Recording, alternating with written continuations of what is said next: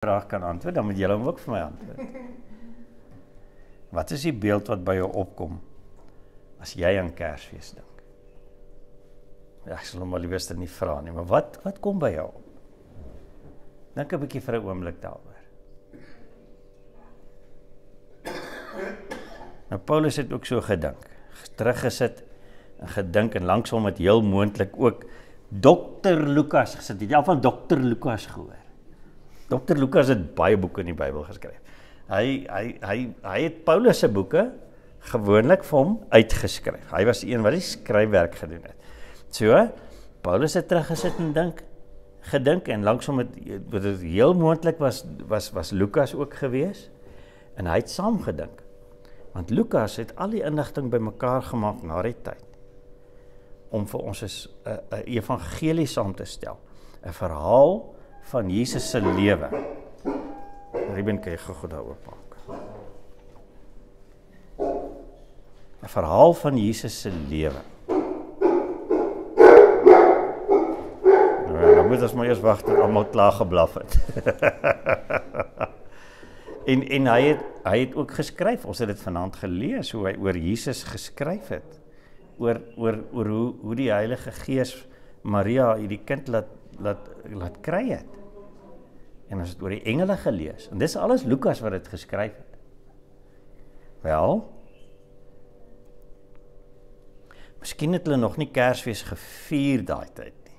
Want ons dink nou hulle het nog nie regtig Kersfees dalk gevier nie. Ons weet nie. Maar Lukas het selfs in sy evangelie oor die aankondiging van Jesus se geboorte geskryf. En in Hebreërs, wat 'n boek is wat hulle twee ook skryf, ons dink dit is Paulus wat dit geskryf het, sien ons dan ook,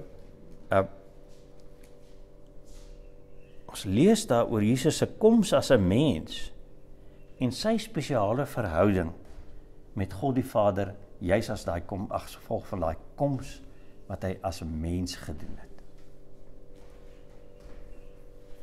Nou kom ons lees Lukas 1 vers 30 tot 33 en dan ook Hebreërs 1 vers 5 tot 6. Lukas 1 vers 30 sê, die engel het vir haar gesê, moenie bang wees nie Maria, want jy het genade by God gevind. Kyk, jy sal swanger word en aan 'n seun geboorte skenk. Jy moet hom Jesus noem. Hy sal magtig wees en die seun van die Allerhoogste genoem word. En die Here God sal aan hom die troon van sy voorvader Dawid gee. En hy sal vir ewig oor die nageslag van Jakob regeer. Aan sy heerskappy sal daar geen einde kom nie. Nou miskien het hy hierdie gekry by Maria self. Ons weet nie. Maar hy het daar inligting bymekaar gemaak. So miskien het hy dit by Maria self gekry. Die twee verse wat ons lees is Hebreërs 1 vers 5 en 6.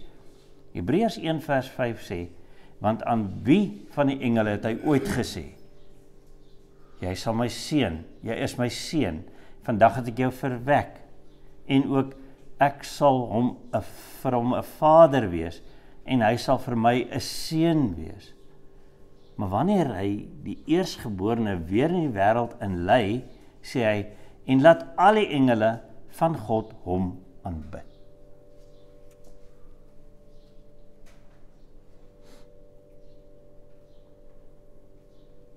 So waaroor dink hulle? As hulle so terugsit en hulle dink oor Jesus se geboorte. Het is duidelik dat hulle albei dink oor 'n belofte. God maak 'n belofte. 'n Belofte wat hy gemaak het en wat hy nagekom het. Hulle het dit beleef, dit is hulle eie ervaring gewees. God het 'n seun beloof en God het 'n eersgeborene beloof. Ons gaan 'n bietjie meer praat oor die twee goeters. Vers 5 van Hebreërs 1 sê vir ons, want aan wie van die engele het hy ooit gesê, jy is my seun, vandag het ek jou verwek, en ook ek sal vir hom 'n vader wees en sê hy sal vir my 'n seun wees. Die eerste belofte wat ons hierso lees, is dat God beloof 'n seun. En dis sy seun. Sy seun is spesiaal. Want niemand anders was ooit beloof om deur God verwek te wees nie. Geskape, ja, ons is almal deur God geskape, maar nie om sy eie wese in 'n mensvorm te bring en om 'n mens te maak nie, om te verwek nie. Soos wat 'n baba gebore word nie, soos wat Jesus gebore is nie. Nou, die vraag wat hier gevra word, aan wie van die engele het hy ooit gesê, is wat ons noem 'n retoriese vraag. Ons sê, ons weet eintlik klaar die antwoord. Net aan een mens het God die Vader gesê, jy is my geliefde seun, oor jou verheug ek my. En dit was toe Jesus gedoop is. Net oor hom wat hy dit gesê het. Dit vat enige ander moontlike alternatief vir Jesus weg. Daar's nie 'n ander mens wat dit kan wees nie. Want hy het dit van Jesus gesê. Net Jesus kan die geliefde seun van God wees. Wanneer is die dag, vandag, waarvan ons vers praat, as hy sê, waar is dit nou? Vandag het ek jou verwek. Wat se dag is dit? Wanneer is daai dag?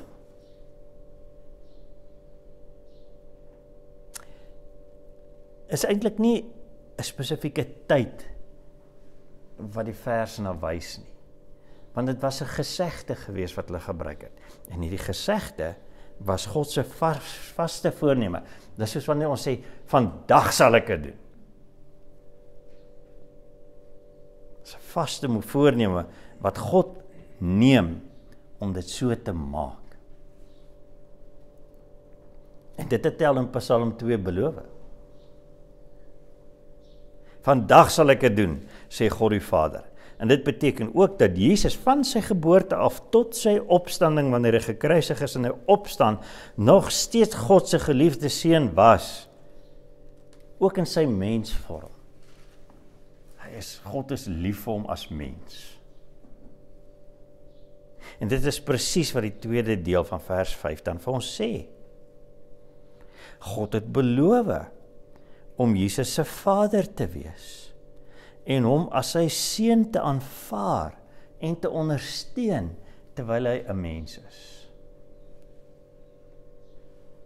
En nou maak vers 6 Jesus selfs nog meer belangrik, want hy is die eersgeborene van God die Vader. Vers 6, maar wanneer hy die eersgeborene weer in die wêreld inlei, sê hy, en laat al die engele van God hom aanbid. Hy is nie net God die Vader se seun nie. Hy kom in hierdie wêreld as 'n baba wat die eersgeboorte reg van God het. Wat beteken dit? As jy kinders vra, wat beteken eersgeboorte reg? In hulle tyd is die eersgeborene die een wat verantwoordelik was vir die hele familie, as die pa gesterf het. Hy het verantwoordelikheid oor die familie geneem, en wanneer hy groot is, en hy moes altyd die besluite neem, hy moes sorg dat daar kos is, hy moes sorg dat daar klere is, hy moes sorg dat daar geld is, dat die veld vir hulle beskikbaar is om te kan boer, ensovoorts. En dit was Jesus se reg. Dit was sy verantwoordelikheid. Teenoor wie? Teenoor ons natuurlik, as mense. Jesus kom as 'n baba om elke deel van 'n mens se lewe te ervaar en verantwoordelikheid voor te vat, en net hy het die reg gehad om dit te doen namens elke mens wat in God glo. As jy in God glo, het Jesus die reg gehad om jou eersgeborene te wees. Jou Vader se eersgeborene. Hy vat verantwoordelikheid vir jou. Hy doen dit as 'n kind. Hy doen dit as 'n tiener. Hy doen dit as 'n jong mens. Hy doen dit as 'n volwasse mens. Sodat hy self weet hoe dit is om elke deel van die lewe te lewe en verantwoordelikheid daarvoor te vat. Dis hoekom hy 'n baba moes wees. Dis hoekom hy 'n jong kind moes wees. 'n Tiener moes wees. 'n Jong mens moes wees. En 'n volwassene moes wees. Jesus bewys sy vermoë om God se eersgeborene te wees deur sy lewe op aarde. Hy kan dit doen en dit reg doen.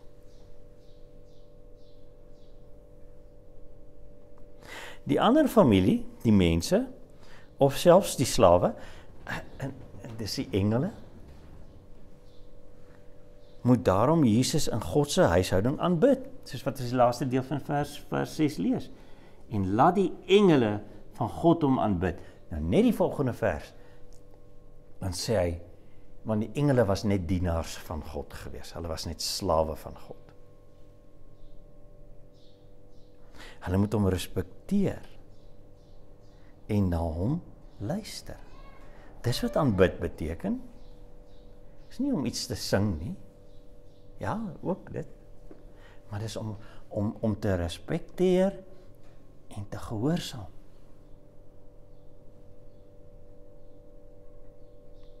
En nou, dit het baie letterlik gebeur by Jesus se geboorte, soos Lukas self beskryf het in Lukas 2 vers 8 tot 14. Ons het dit gelees. Kinders het dit vir ons gelees. Dis wat daar gebeur het. Hulle het God kom loof. Hulle het hom gehoorsaam aan hom gewees. Hulle het hom aanbid.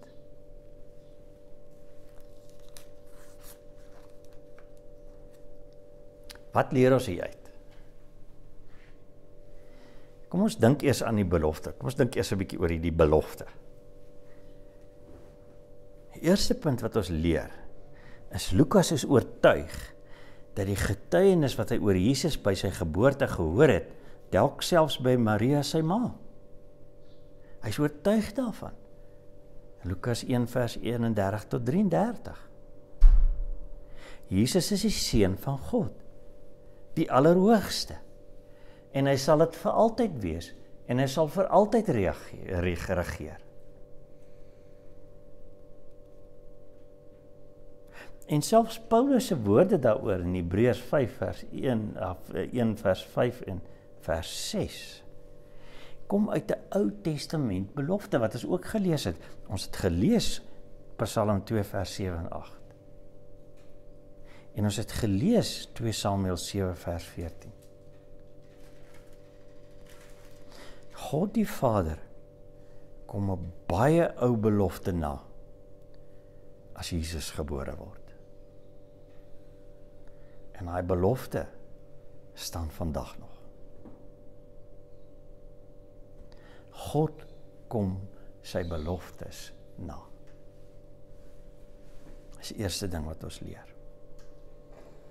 Die tweede ding wat ons leer is, Jesus is die seun, of dieselfde woord is die saad van hierdie belofte. Die woord seun en saad is dieselfde.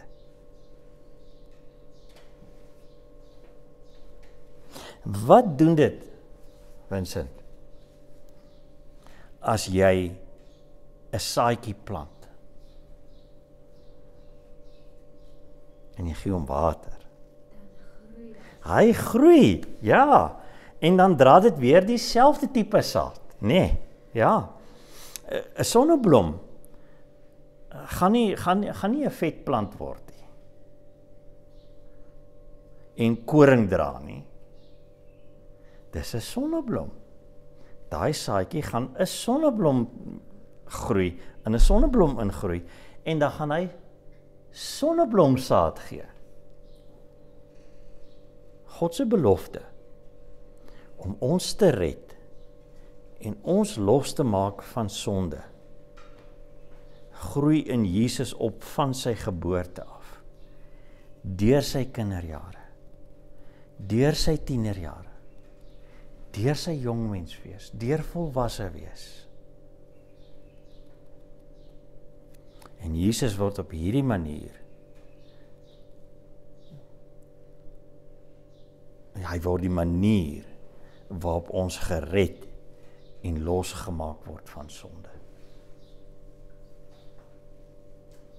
Dis waarvoor hy groot geword het. Dis waarvoor hy gebore is, om ons te red van ons sonde. En Jesus is sondeloos as hy gebore word.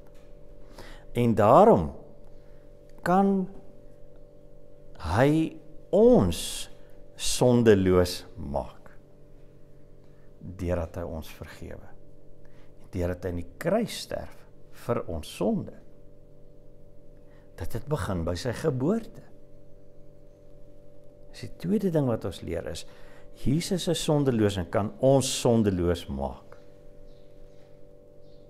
En die derde ding wat ons vandag leer, is 'n eersgeborene was 'n liefdestitel in die Ou Testament. Dit het ons nog nie eens oor gepraat nie, maar om 'n eersgeborene te wees in die Ou Testament. As jy gaan kyk, gaan luister na wat Jakob oor Josef sê. Josef was sy eersgeborene seun by Lea. En Jakob was verskriklik lief vir Josef gewees. As God die Vader Jesus sy eersgeborene seun noem,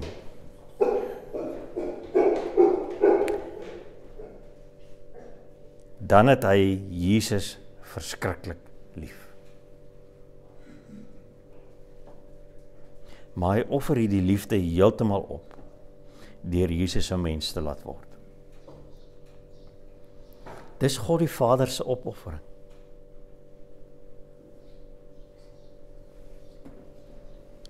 Want hy het ons ook net so lief. En hy wil ons nie verloor nie. En daarom gee hy alles op.